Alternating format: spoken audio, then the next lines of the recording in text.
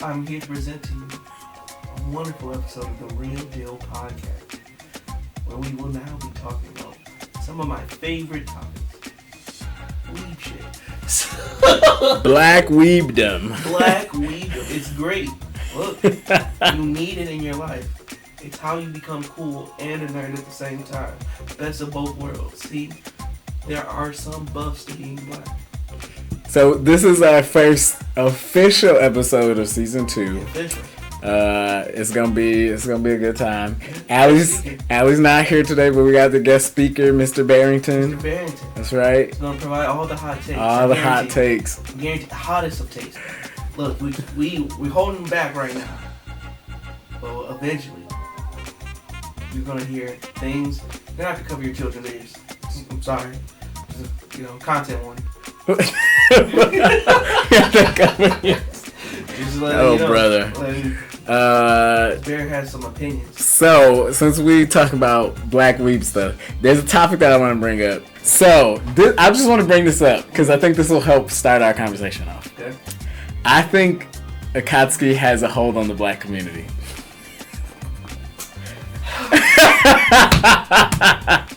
You might be right. I feel like there was a long period of time where the Z fighters just held the black community down. Yeah. Like this might be the new generation. It might be just. You think it's the new generation? I feel like there's a lot of old heads who still holding on to that Dragon Ball Z like that heart. I mean, the kids out here wearing clouds. Bro. It's funny because I watched through all of Dragon Ball Z, mm-hmm. Dragon Ball GT, and Dragon Ball Super now.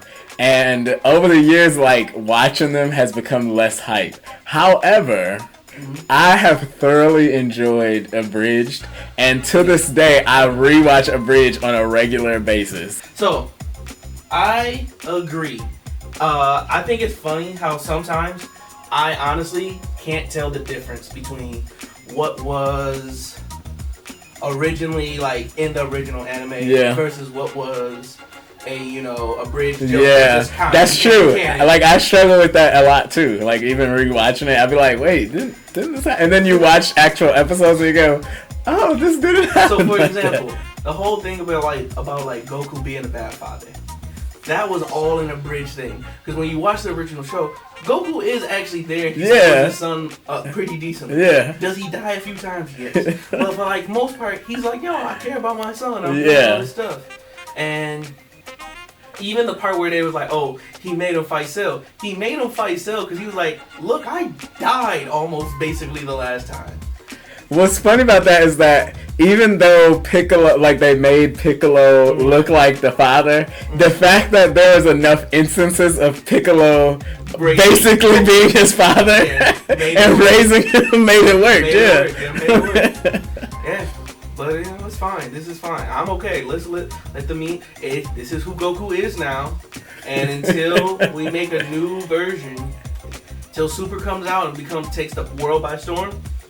Goku's a bad dad. He joined the club. Joined the club of bad dads. Joined the anime club of bad dads, bro. And that's also what's funny is how many what is it the anime what is it, the curse, the dead mother curse. Oh my goodness. So again, back to the Black Weebdom. Anime is perfectly set there to encapsulate the black community. Because where else are you going to find a show about a youth growing up without a father figure who can then sit there and takes the world by storm and succeeds no matter what challenges befalls him? That's the black struggle. And that's why we all there. Now, I feel like the reason why the Akatsuki is, what took hold in the community though, is because the Akatsuki, every member of the Akatsuki has that same type of story, but instead of sitting there going let's talk and be friends, they said, no, I'm about that action. I'm bringing all the smoke, or in this case, the clouds. Okay, so this is funny because this is what I like about Naruto, and popular, unpopular opinion. Mm-hmm. I think Naruto's the premise, the story, the plot points of the story are really well. The Akatsuki isn't inherently evil. there's maybe like 2 on there who are like evil. You're like, yeah, you just a bad guy. He's like, look, man, I killed some people, I gotta go. Right, but then there's some people on the Akatsuki who are like not necessarily evil. They just misunderstood, or they just.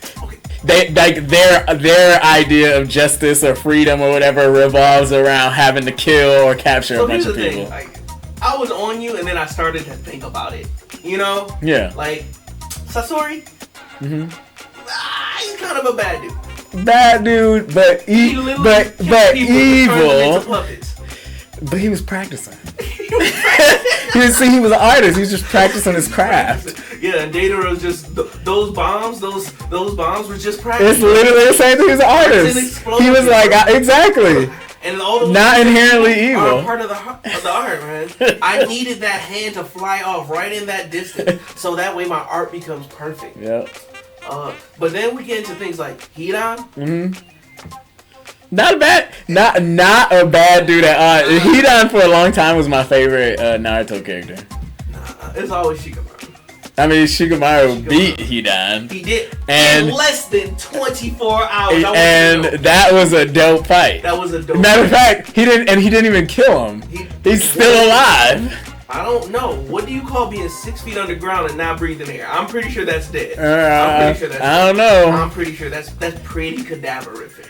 You know, is he really good? Like. I mean, he's following his religious freedom, but at the same time, he just kind of killing people for fun. There's a theory that Joshing and he's even real. It's made up by him. Okay, if I'm being honest, I like Hidan just because of his scythe. Yeah, his scythe was. I think that was for me. That was the coolest weapon in the whole show. Yeah. Like I just like that he had his scythe with like 4 blades on it. Yeah. I thought that was dope. Who was with Hidan? Was that Kuzan? No. Kakuzu. Kakuzu? Okay. Kakuzu. There we go. Look, he was also, he just kind of out here from, like, I understand what you mean with, like, in the Akatsuki there's some people who just kind of live in their own way. But half of them is kind of just bad people. Yeah, they're not great people. But the whole point of the Akatsuki wasn't necessarily to be evil. It was to revolutionize the world and create their own idea of peace. In this whole situation, the only people in the Akatsuki I'm hanging out with is Nagato. You said hanging out. I would go to a restaurant. It's not even a restaurant. I'll pick up the phone when they call. If Nagato calls me, I'll pick up the phone. Yeah. I'm not picking up the phone if Hidan calls. Not doing it. That's just if Hidan calls you, are you picking up the phone? Yes. No, you not. You're not gonna do it. You're not hanging out with Hidan. You're not gonna see what this man has to say. You're gonna be I would, because Hidan actually seems like a really funny, funny person who just happens to kill people. But then you're gonna get into something because he's doing weird things. No, like Nagato, was it Canon? The paper girl? But Nagato? Yeah, Nagato has but Pain made a lot of sense. Nagato seems like such a downer. Nah, man, Pain made a lot of sense. When he was talking, I talk about that at work all the time, bro. The cycle of hatred is real. He was right. Look, man, you seek your justice, I seek mine. This is true. But that's what I liked about the Akatsuki. Yeah, but it wasn't. Who outside of Nagato do you agree with? That's true. But like Itachi, cool. I'll pick up the phone for Itachi. Itachi, yeah, was also dope. Itachi, cool. Yeah. So like, you picking up the phone for Toby? Maybe. Obito kind of cool sometimes. I'm not picking up the phone, Kisame. That's not happening. Sasori, but Kisame is the same way. Like he just loves to fight.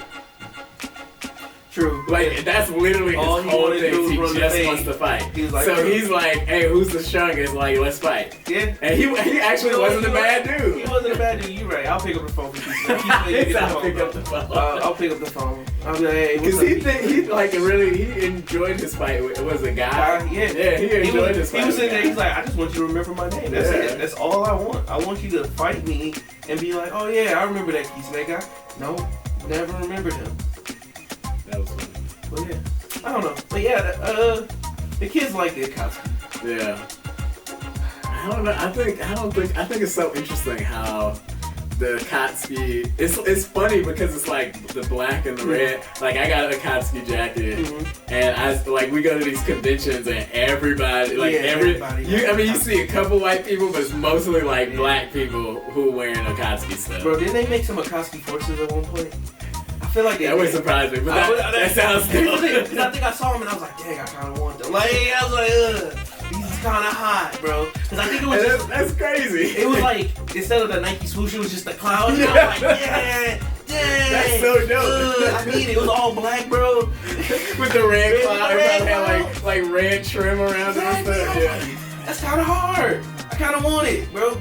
That's a vibe. And I would be down. That actually does sound pretty good. Like I would buy. Yeah, I would buy those shoes. I would think I was broke at the time, but. But my thing is, I don't know why I don't even like the color red, but I'm drawn to the red cloud and the black. It's a good color scheme. That black and any other bright color is just black on yellow is a really good color scheme. That's why Wiz Khalifa sang about like black and anything is just a nice standing color, especially when you make it a uniform for like everyone to wear. So people just come in and be like, oh snap. It's that black and red, you know who it is. Akatsuki gang here, bro. They want to come and mess up your village. Okay, let's talk about just favorite and least favorite anime. So I had the same. And it doesn't have to be anime. Yeah. I had the same question like the other day, and it's hard because, like, if you like, oh, what's your favorite manga? It's subjective, but everyone's like, I feel like. You have to say, okay, of course, I love One Piece. Right. But then after One Piece, but after One Piece. Because here's the thing, if I meet someone who's like, oh yeah, I'm into anime and manga, and they're like, I don't like One Piece, I'm like, okay, can we agree on this? Okay. So I love, like, One Piece is my stuff, right? Yeah. Can we agree that One Piece is not the best written thing ever? It's just a really fun story. Look, man, and it's a really well crafted One Piece is the few things that I can never predict what's going to happen, and when I rewatch it, I find something new every time. But that's true. I agree with nothing that. else does that. I will rewatch something and he'll be like, yo, he put this plot point 500 chapters. Yeah. What? Well, before you don't even know, you ain't even heard of this yet. It's not even important. You just sit there. It was just some guy in the corner having a conversation. They like dropped like a name, dropped them, and then it was like 300 or 400 chapters later. All of a sudden, and I'm just like, I remember I was watching something. It was like, I think it was what's the shadow? Morio? Yeah, it was in the shadow arc, right? The whole reason Morio is trying to get all these shadows is because he's trying to fight Kaido. And you like, wait a minute. First off, this man foolish. He was never gonna be Kaido, bro. Now that I see Kaido. Now that we see Kaido is playing there. This was a pipe dream. This man had hopes and dreams, and I'm glad Luffy beat him out of them. Cause he was just gonna go embarrass himself. At least Luffy's an emperor now, so you can be like, bro, he was always this guy. Right. And now he can say I got beat by two emperors. Two emperors with me. Yeah. That's not a bad reputation. Like, look, man, I fought him and I lived. I didn't die. That's true. But yeah. After One Piece. So after One Piece, because here's the thing. Like I said, if you be like, oh, I don't like One Piece, I'll be like, I don't know if your opinion is good. Like, I don't know. And I had this conversation. After One Piece, the anime that I always try to like get people to start off with is Steins Gate. Yeah, because one, I really love Steins Gate, and two, I feel like it's that nice. Okay, so it is a good bridge for people who don't normally watch anime to get into like the concept of what anime is. Because usually when people are like, oh, you gonna watch anime, and you give them a shonen, they just gonna be like, oh, this is just some really weird shonen tropes, blah blah blah. And I'm like, yeah. But if I give them Steins Gate and say, yeah, watch this and watch your emotions get drawn in and captured by this story, it's great. And a lot of people are like, oh, it's a little bit drawn out. But usually once I get people past the first couple of episodes, they start watching it and they get hooked. And it was great. I think I had like all my coworkers watching Steins Gate at one point. It's a good story. Guess your number 2. I think mine. Oof, that's hard actually. No, I'm really thinking about. Yeah, because mine is like I have several. First off, you said One Piece isn't even at the top. So no. I didn't say One Piece wasn't at the top. I'm saying that in terms of story writing, like script writing, I'm saying from chapter to chapter, there's definitely some chapters of One Piece that you're like, okay, like I could like that. It's not a bad chapter. It's just not Look, like. man, I gave him a pass after the first 1,000. You can make a bad chapter or 2. That's true. That's true. Like, that's okay. True. So, but there's some anime. Look, I gave him the whole Skypiea arc. I was just like, yeah, I'll give you that. Because I like Skypiea, but you're right. It wasn't on the same level. I skipped it and I just read the cliff notes. Like, that's just what I had to do. I had to get through it. Let me think. So there's the one that I always come back to. And it's like, as I'm about to say it, I'm thinking of like other ones. I'm like, yeah, that was pretty good. The one that I always come back to is Slime. Every single time. Okay. Every single time. Slime is good. Slime is so amazing. And like, once I found out that it started as a webcomic. Yeah. Not webcomic, novel, a light novel. A light novel. When it started as a light novel, I was like, oh, this person knows how to write a story. Yeah. Because it's a good story, and it's logical. Like, he's not making dumb decisions or tripping into decisions. Right. And I feel like the normal like shonen trope is like the main character is like kind of dumb or like a little bit autistic or something. Yeah. But like this guy's like really smart and he's very logical and he's just trying to he's actually just trying to be lazy. Yeah. So he's like, I'm trying to build the society so that I can just be lazy and relax.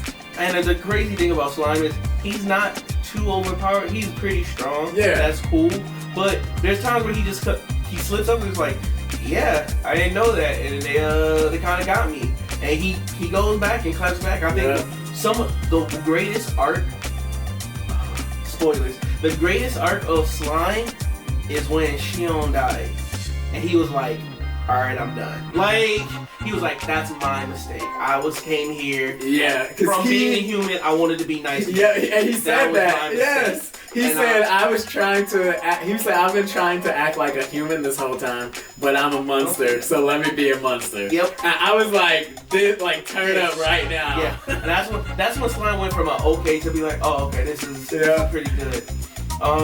Yeah, Slime is pretty good. I think what I also like about it is that so like it's very logical and stuff, but it's very adventurous. And like you said, he's not overpowered.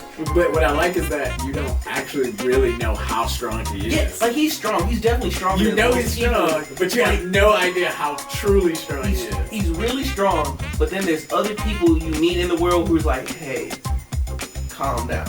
And you're like, oh. Like, he can't just do whatever he wants. But he's also not trying to. True. Like, so this is what I like about, like, Zoro in One Piece, is that Zoro has only had maybe 1 or 2 fights at full strength. Like, almost every time he fights, he's injured or he's coming back from it being in the middle of a... These are these Zoro stand opinions, man. Name one, like, name more than one. Like, full strength, and like a real fight, like a boss battle. I'm not talking about like him fighting Killer, because that wasn't even a real fight. Like, Zoro was like, why are we fighting the whole time? Trying to think of all the Zoro. Look at that boy face.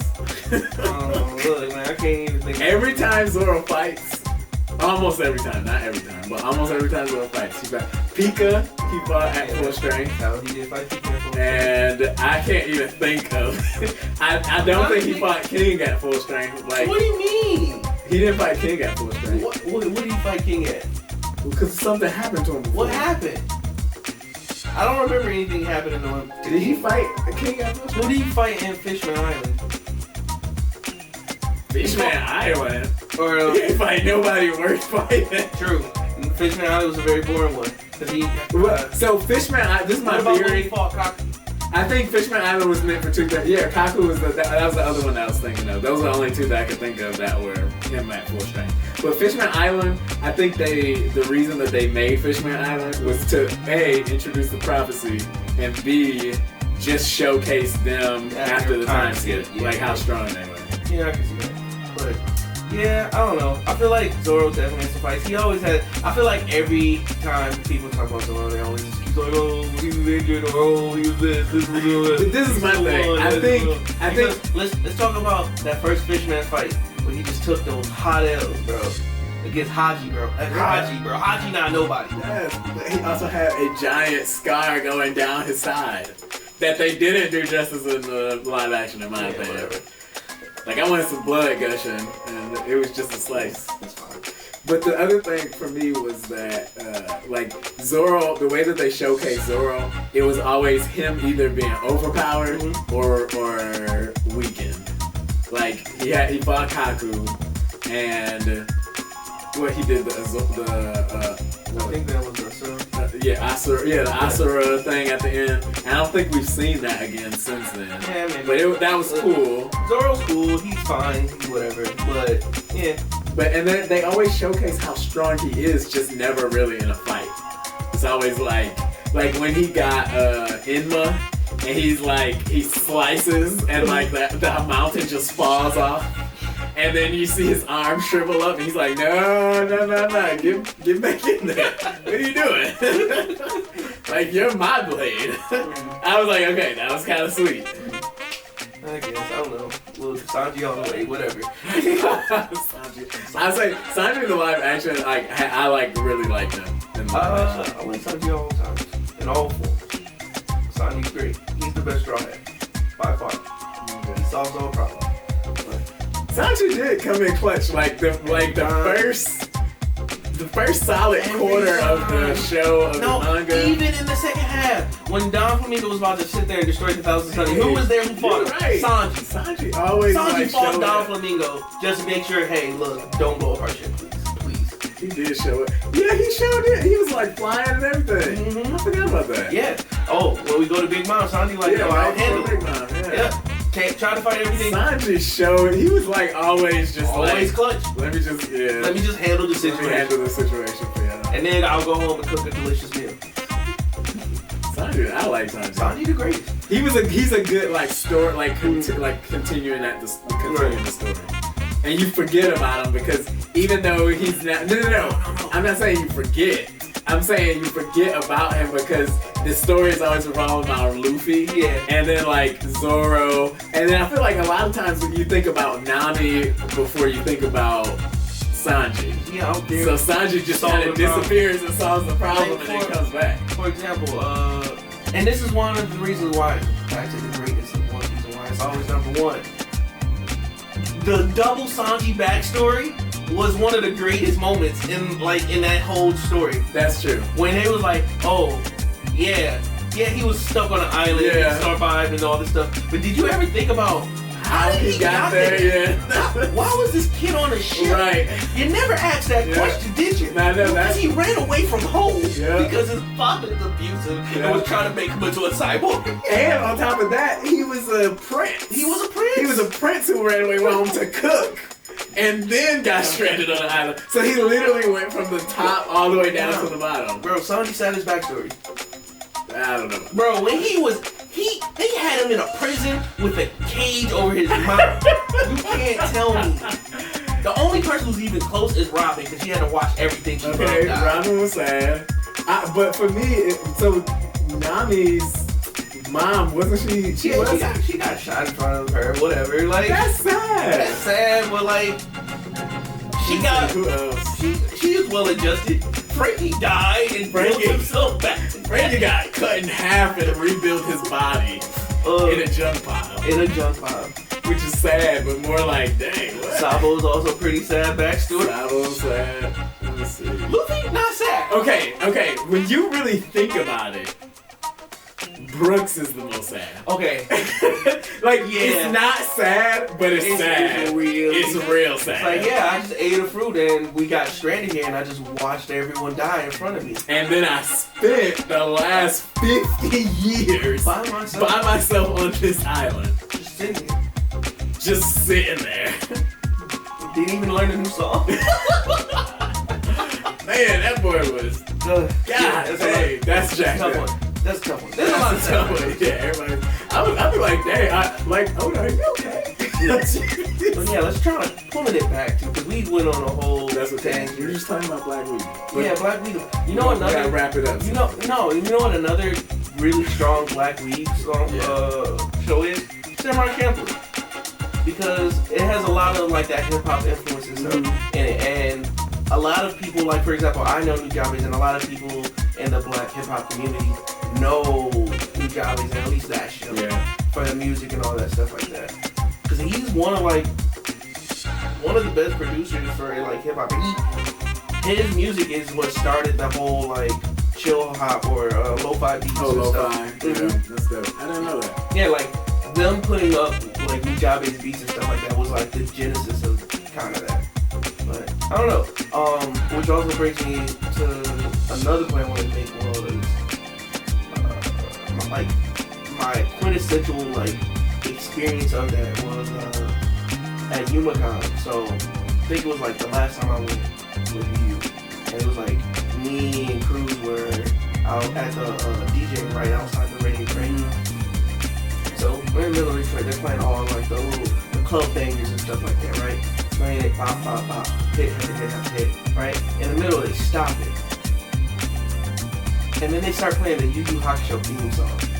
Everyone stops, realize what the song is, and without missing a beat, everyone's singing the words and knows all the things. Then we go to the Pokemon thing, then we go to like all the different like anime theme songs that everybody know. And I was like, that for me was like the moment, you know? Like that moment of, oh, like, I found it. I went back to Wakanda. That was Wakanda for me. Where I was like, oh, Wakanda. Yeah, this is where everything makes sense, man. We all sit here. We all know we all know everything. Look, we gonna listen to Kendrick Lamar, and then we gonna listen to Naruto episode season 3 opening. It's all right there. So that brings up an interesting point, which we might have to cover another time. I wonder what about anime got the Black community so wrapped up, because I feel like it's like it's almost like a missing piece of us that anime fulfills. Yeah, I get it. I don't know what it is, because everyone in the Black community watches anime. They have at least one. They watch one show at least. Yeah. There's one show that everyone in the Black community said, this is the show we watch and we about it. It's just the thing. And it's also a funny thing because it affects all other forms of Black nerdom. Like, there's a reason why I'm pretty sure there's more Yu-Gi-Oh! Has more Black people who play it than Magic. Because Yu-Gi-Oh! Is based off of anime. A lot of Black people watch that anime. We didn't play Magic. Nobody, we didn't play Magic growing up in school and did DPS. Why are you looking at me? Because I didn't go to DPS. Look, man, I didn't go to DPS. I didn't think they had Magic cards here. Right, you sitting there thinking like, I didn't start playing Magic until I got to college. But yeah, I don't know, it's a weird thing. It's a whole, one day we will have to probably dedicate a whole episode to I know, that'd be a good one. Yeah, just be like, hey, deep dive. This has been the real deal. Peace.